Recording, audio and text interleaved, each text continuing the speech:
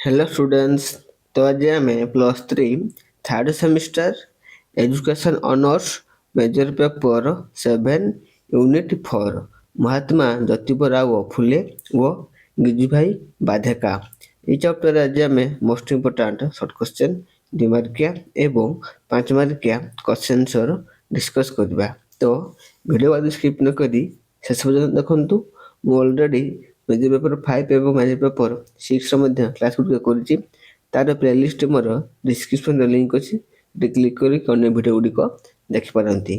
तो एबे आसतु major paper 7 unit 4 question answer टी देखिबा। प्रथम क्वेश्चन कौन आसुची, दिवास्वप्न पुस्तक डैश बहन करुले शिक्षादान पद्धति बहन करुले। परवर्ती प्रश्न, दक्षिणमूर्ति बाल मंदिर एक डैश थिला ना नर्सरी स्कूल थिला। परवर्ती प्रश्न, बानर सेना दल डैश गठन करथिले, गिजुभाई बाडेखा गठन करथिले। परवर्ती प्रश्न, बानर सेना डैश पई गठित होइथिला, संग्रामी मानक प्रशिक्षण पई बानर सेना गठित होइथिला। परवर्ती क्वेश्चन जीवा क्वेश्चन नंबर 5 को आसीबा, बाल भवन दक्षिणमूर्ति डैश ठारे प्रतिष्ठा होइथिला, भावनगर ठारे प्रतिष्ठा होइथिला। परवर्ती प्रश्न, डैश मेंटोसरी शिक्षा व्यवस्था को प्रथमे भारत में प्रचलन करथिले ना गिजुभाई बाडेखा। परवर्ती प्रश्न, ज्योतिराव फुले ओ अनुगामी माने डैश समाज गठन करथिले, सत्य सदक समाज। ज्योतिराव फुले ओ अनुगामी माने गठन करथिले सत्य सदक समाज। परवर्ती प्रश्न, सत्य सदक समाज डैश को पई उद्दिष्ट थिला ना नीच वर्ण को पई उद्दिष्ट थिला।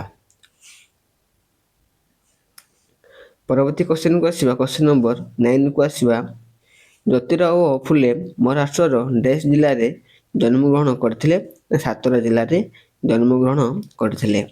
परवर्ती प्रश्न, अध्यापक मंदिर डैश ठारे प्रतिष्ठा होइथिला, राजकोट ठारे प्रतिष्ठा होइथिला।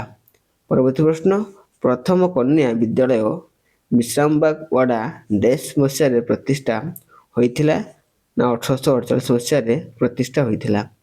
परवर्ती क्वेश्चन, ज्योतिराव फुले स्त्री नाम डैश थिला ना सावित्रीबाई फुले। परवर्ती क्वेश्चन को आसीबा क्वेश्चन नंबर 13 को आसीबा, फुले शब्द अर्थ कौन ना फ्लावर मैन। परवर्ती प्रश्न, डैश प्रथमे मोंटेसरी शिक्षा व्यवस्था भारत में प्रचलन करथिले ना गिजुभाई बाडेखा। परवर्ती प्रश्न, गुलामगिरी पुस्तक रचयिता डैश थिले, ज्योतिराव फुले थिले। परवर्ती क्वेश्चन जो क्वेश्चन नंबर 16 को आसीबा, अस्पृश्यता और जाति प्रथा विरुद्ध रे डैश संस्कारवादी आंदोलन आरंभ करथिले, ज्योतिराव फुले। परवर्ती क्वेश्चन, पुणे ठारे प्रथम कन्या विद्यालय विश्रामबाग डैश और डैश को मिलित उद्यम रे प्रतिष्ठा होइथिला, ज्योतिराव फुले और सावित्रीबाई फुले को उद्यम रे पुणे ठारे प्रथमे कन्या विद्यालय विश्रामबाग प्रतिष्ठा होइथिला। परवर्ती क्वेश्चन की क्वेश्चन नंबर 18 को आसीबा, डैश पुस्तक मानविक अधिकार सचेतना सृष्टि करथिला ना गुलामगिरी। परवर्ती प्रश्न, डैश विधवा विवाह पुरोधा थिला, ज्योतिराव फुले। परवर्ती क्वेश्चन, 1977 भारतीय पोस्टाल विभाग डैश को फोटोर एक स्टाम्प प्रचलन करथिले, ज्योतिराव फुले को फोटोर एक स्टाम्प प्रचलन करथिले। परवर्ती क्वेश्चन आसीबा, dash father of our social revolution पुस्तक पई डैश को द्वारा पुरस्कृत होइथिले, ज्योतिराव फुले धनंजय कर को द्वारा पुरस्कृत होइथिले। नेक्स्ट जीवा गोटे वाक्य उत्तर दियो according your question pattern syllabus अनुसार किछि क्वेश्चन रहइबो डैश पूरण, किछि क्वेश्चन रहइबो गोटे पद रे उत्तर दियो। प्रथम क्वेश्चन कोन आछि, फुल शब्दर अर्थ कोन ना फ्लावर मैन बा माली। परवर्ती प्रश्न, ज्योतिराव फुले केउठारे प्राथमिक शिक्षा आरंभ करथिले ना स्कॉटिश मिशन स्कूल। परवर्ती प्रश्न, ज्योतिराव फुले 1837 ख्रीष्टाब्द रे केउठारे जन्मग्रहण ନେଇଥିଲେ। ମହାରାଷ୍ଟ୍ରର ଚାତର ଜିଲ୍ଲାର ଏକ ହିନ୍ଦୁମାଳି ପରିବାରରେ ସିଏ ଜନ୍ମଗ୍ରହଣ କରିଥିଲେ। ପରବର୍ତ୍ତୀ ପ୍ରଶ୍ନ, କିଏ ପ୍ରଥମେ ମଣ୍ଟେସରୀ ଶିକ୍ଷା ଭାରତରେ ପ୍ରଚଳନ କରିଥିଲେ? ନା ଗିଜୁଭାଇ ବାଡ଼େଖା।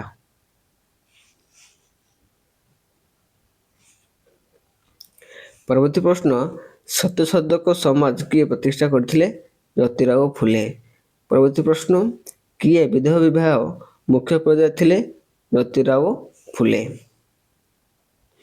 ପରବର୍ତ୍ତୀ କ୍ୱେଶ୍ଚନ ଆସିବ, କ୍ୱେଶ୍ଚନ ନମ୍ବର 7 କୁ ଯିବା। 1915 ଖ୍ରୀଷ୍ଟାବ୍ଦରେ କିଏ କେଉଁଠାରେ ବାଲଭବନ ଦକ୍ଷିଣାମୂର୍ତ୍ତି ପ୍ରତିଷ୍ଠା କରିଥିଲେ? ଗିଜୁଭାଇ ବାଡ଼େଖା ଭବାନଗରଠାରେ ବାଲଭବନ ଦକ୍ଷିଣାମୂର୍ତ୍ତି ପ୍ରତିଷ୍ଠା କରିଥିଲେ। ପରବର୍ତ୍ତୀ ପ୍ରଶ୍ନ, ମାହାର ଓ ମାଙ୍ଗା ଜାତି ପାଇଁ ଫୁଲେ ବିଦ୍ୟାଳୟ କିଏ ଏବଂ କେବେ ପ୍ରତିଷ୍ଠା କରିଥିଲେ? ଜ୍ୟୋତିରାଓ ଫୁଲେ 1852 ମସିହାରେ ମାହାର ଓ ମାଙ୍ଗା ଜାତି ପାଇଁ ଏକ ବିଦ୍ୟାଳୟ ପ୍ରତିଷ୍ଠା କରିଥିଲେ। ପରବର୍ତ୍ତୀ ପ୍ରଶ୍ନ, ପ୍ରଥମ କନ୍ୟା ବିଦ୍ୟାଳୟ କିଏ ପ୍ରତିଷ୍ଠା କରିଥିଲେ? ଜ୍ୟୋତିରାଓ ଫୁଲେ। ଏହା ନାମ କ'ଣ ଥିଲା? ବିଶ୍ରାମବାଗ ୱାଡା ଥିଲା। ପରବର୍ତ୍ତୀ ପ୍ରଶ୍ନ, ବିଶ୍ରାମବାଗ ୱାଡା କେବେ ପ୍ରତିଷ୍ଠା ହୋଇଥିଲା? 1848 ମସିହାରେ ପ୍ରତିଷ୍ଠା ହୋଇଥିଲା।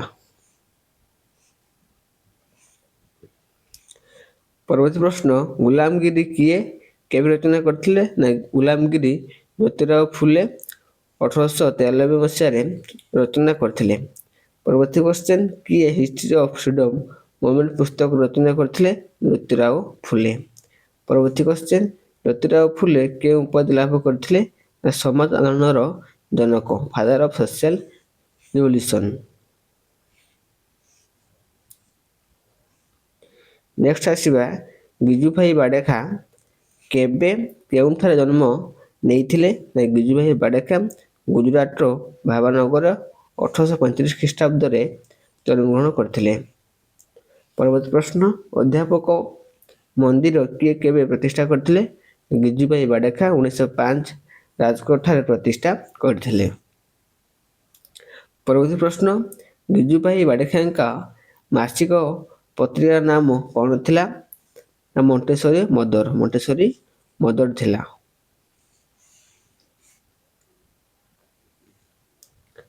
ପରବର୍ତ୍ତୀ କ୍ୱେଶ୍ଚନ ନମ୍ବର 17 କୁ ଯିବା।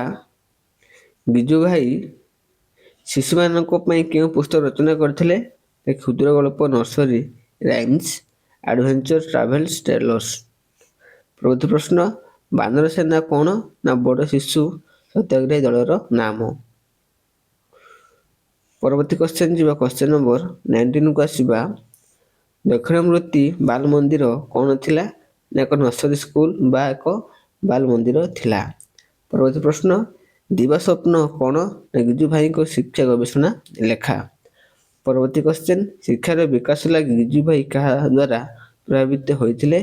ନା ମେରିଆ ମଣ୍ଟେସରୀ, ଫ୍ରବେଲ ଓ ଡାଲଟନ।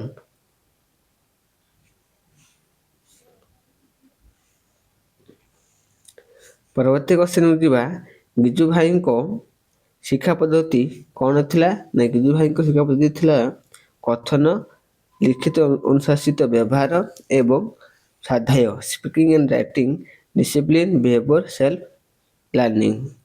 ପରବର୍ତ୍ତୀ ପ୍ରଶ୍ନ, ଗିଜୁଭାଇଙ୍କ ଲେଖାଗୁଡ଼ିକ କେଉଁ ଭାଷାରେ ପ୍ରକାଶିତ ହୋଇଥିଲା? ନା ଗୁଜରାଟୀ ଓ ହିନ୍ଦୀ ଭାଷାରେ ପ୍ରକାଶିତ ହୋଇଥିଲା।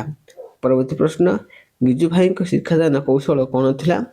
ସୃଜନଶୀଳତା, କଥନ, ଲିଖନ, ଆତ୍ମ ଅନୁଭବ, ଶୃଙ୍ଖଳିତ ବ୍ୟବହାର, creative speaking and writing, self realisation, discipline, behaviour. ତ ଏସବୁ ଥିଲା କ'ଣ? ଗିଜୁଭାଇଙ୍କ ଶିକ୍ଷା ପଦ୍ଧତିର କୌଶଳ। ପରବର୍ତ୍ତୀ କ୍ୱେଶ୍ଚନକୁ ଆସିବା। ଦିବାସ୍ୱପ୍ନ ପୁସ୍ତକ କ'ଣ ଥିଲା? ଶିକ୍ଷାଦାନ ପଦ୍ଧତିର ନୀତି, principal of teaching method. Next ଆସିବେ ଆପଣଙ୍କର 2 ମାର୍କିଆ ଏବଂ 5 ମାର୍କିଆ କ୍ୱେଶ୍ଚନ ଆନ୍ସର। ତ ଏସବୁ ମୁଁ ଏବେ ଡିସ୍କସ୍ କରୁନାହିଁ, ମୁଁ ନେକ୍ସଟରେ ଗୋଟି ଗୋଟି କରିକି ସବୁ କ୍ଲାସରେ ଏସବୁ ଡିସ୍କସ୍ କରିବି। ତ ମୁଁ ଏବେ ଧୀରେ ଧୀରେ ସ୍କ୍ରଲ୍ କରିକି ଯିବି। ତ ଆପଣମାନେ ଭିଡ଼ିଓଟିକୁ ଷ୍ଟପ୍ କରିକି ପଢ଼ି ନିଅନ୍ତୁ କିମ୍ବା ସ୍କ୍ରିନଶଟଟି ନେଇ ନିଅନ୍ତୁ। ମୁଁ ନେକ୍ସଟରେ ଏସବୁ ଭଲ ଭାବରେ ଡିସ୍କସ୍ କରିବି। ତ ସମସ୍ତେ କଲେଜରେ ଯେଉଁ କ୍ଲାସ୍ ହେଉଛି ସେସବୁ ମିସ୍ କରନ୍ତୁ ନାହିଁ, ସବୁ କ୍ଲାସ୍ ଆଟେଣ୍ଡ କରନ୍ତୁ। ତା ସହିତ ଏସବୁ କ୍ଲାସ୍ ଦେଖିଲେ ଆପଣଙ୍କର କନସେପ୍ଟଟି କ୍ଲିଅର୍ ହେଇଯିବ।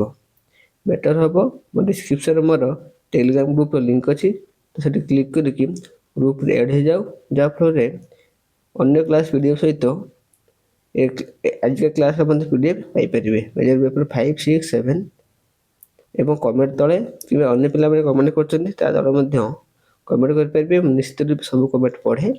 ଆଜିକା କ୍ଲାସ୍ କେମିତି ଲାଗିଲା, ଆଉ କେଉଁ କ୍ଲାସ୍ କରିବା, ଲଙ୍ଗ କ୍ୱେଶ୍ଚନ୍ କେମିତି ସିଲେକ୍ସନ୍ କରିବା, ସେସବୁ ବାବଦରେ କ'ଣ ଦରକାର ସମସ୍ତେ ଗୋଟେ ଗୋଟେ କମେଣ୍ଟ କର।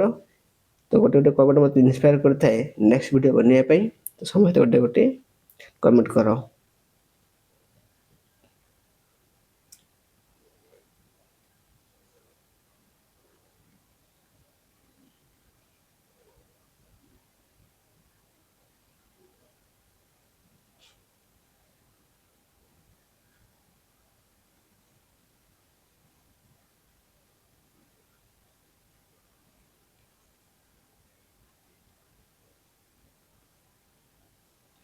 Thank you all.